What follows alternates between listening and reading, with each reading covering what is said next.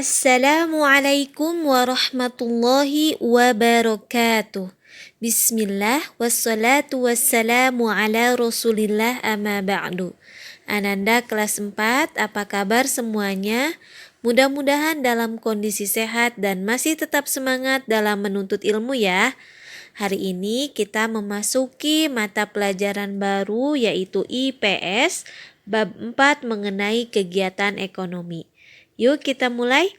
Banin dan Banat, masih ingatkah pelajaran IPS kelas 3 bahwa manusia itu perlu bekerja? Untuk apa? Untuk memenuhi kebutuhan hidupnya. Kebutuhan hidup seperti makan, minum, tempat tinggal, pakaian, kemudian menjaga kesehatan, kemudian butuh untuk berobat dan sebagainya. Sebenarnya rezeki manusia itu sudah Allah tetapkan pada saat mereka di dalam kandungan, yaitu ketika mereka berusia 120 hari. Jadi selama masih hidup, manusia tidak perlu khawatir akan kehabisan rezeki. Namun manusia wajib berikhtiar atau berusaha dalam mendapatkan rezeki tersebut. Nah, kegiatan untuk memenuhi kebutuhan hidup manusia disebut dengan kegiatan ekonomi. Nah, kegiatan ekonomi ada 3. Yang pertama produksi, yang kedua distribusi, yang ketiga konsumsi. Yuk kita bahas satu persatu ya. Baik, kita bahas yang pertama adalah produksi. Produksi itu apa? Produksi adalah proses kegiatan menghasilkan barang atau jasa. Contohnya itu adalah pekerjaan petani. Nah, kegiatannya itu menanam padi, sayuran, buah-buahan, dan lain-lain. Nah, yang dihasilkannya adalah barang. Contoh selanjutnya adalah guru, pekerjaan guru.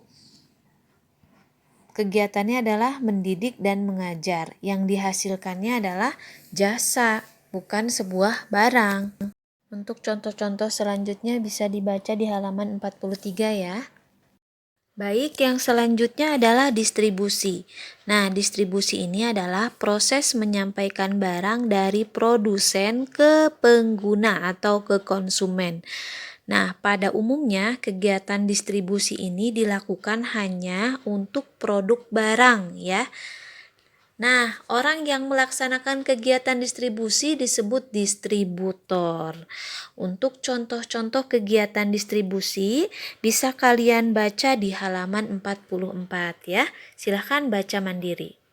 Baik, kegiatan ekonomi yang terakhir adalah konsumen. Konsumen adalah proses menggunakan barang atau jasa. Orang yang menggunakan barang atau jasa disebut konsumen.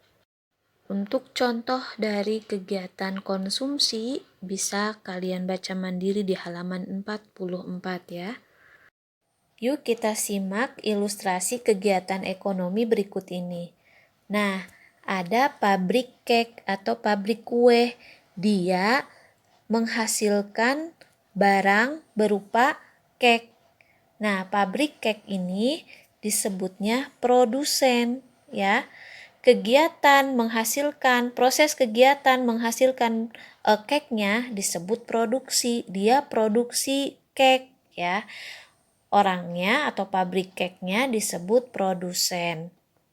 Nah, kemudian pabrik kek ini mengirimkan atau menitipkan keknya itu ke toko kek atau pedagang kek atau pedagang kue ya. Nah, proses menyampaikan barang dari produsen ke konsumen ya, ke pembeli nantinya disebut distribusi. Orang yang melakukan kegiatan distribusi disebut distributor. Distributornya siapa? Toko keknya. Proses kegiatannya disebut distribusi. Nah, setelah keknya ada di toko kek atau pedagang atau penjual kek, ada pembeli kek. Nah, pembeli kek ini disebut konsumen. orang yang menggunakan barang atau jasa disebut konsumen. Nah, proses menggunakan barang atau jasanya disebut konsumsi. Proses lagi makan cake-nya itu disebut konsumsi. Baik, mudah-mudahan dapat dipahami. Apabila ada yang ingin ditanyakan, silahkan sampaikan via Wapri. Bu Dani cukupkan sampai di sini. Bu Dani tutup dengan wassalamualaikum warahmatullahi wabarakatuh.